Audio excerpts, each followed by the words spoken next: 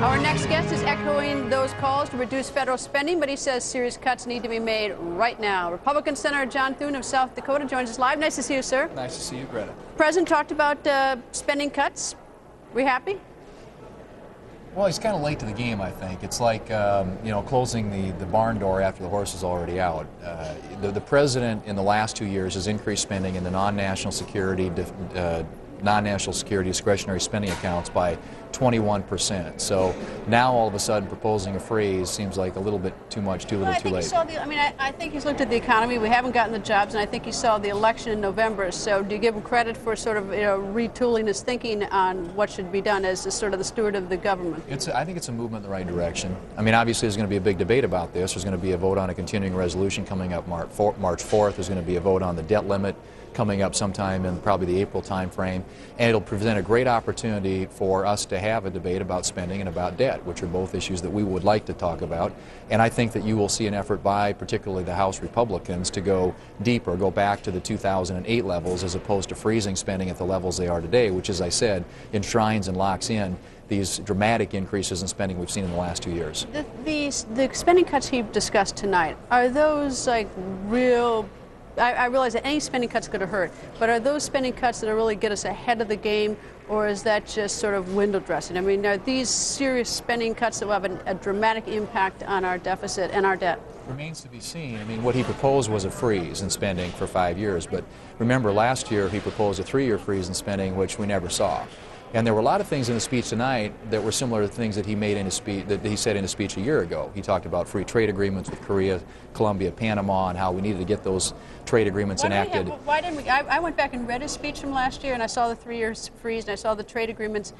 Why didn't those things happen? Well, I think part of it is it takes presidential leadership, and we always said that don't judge people by what they say, judge them by what they do. And I think the president says a lot of the right things, and rhetorically gets up, and it sounds good. It sounded good tonight, many of the things that he said. But the real proof is, does he follow through, and will there be action to support the rhetoric? I guess that sort of brings back what you weren't here when I was interviewing Leader Pelosi, but I'm impatient in the sense that we've heard so many speeches over the years, not just with this president, but the preceding presidents about what's going to happen and things are going to happen. With President Clinton, it was the end of big government. Well, that didn't happen. We've been told so many stories, and you all sit together tonight, and that looks so nice and fun, and we have some fun with it and everything. But the fact is, we don't see the civility. We need a product. I mean, the American people want our economy working, jobs, and we would like to see you be civil to each other, and not just have a date night.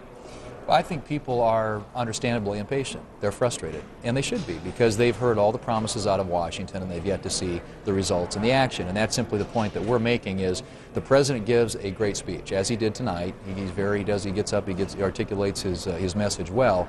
But at the end of the day, do any of the things that he actually proposes in those speeches end up coming to fruition? And as is the case in last year's speech, we haven't seen that.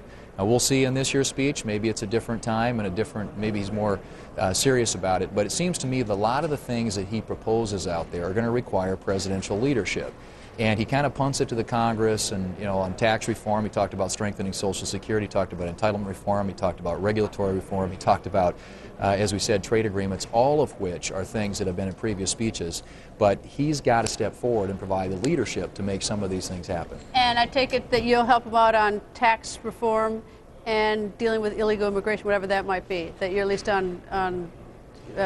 willing to help out. He said some things. We would help him on border enforcement, and obviously we would help him on tax reform. We would help him on the trade deals.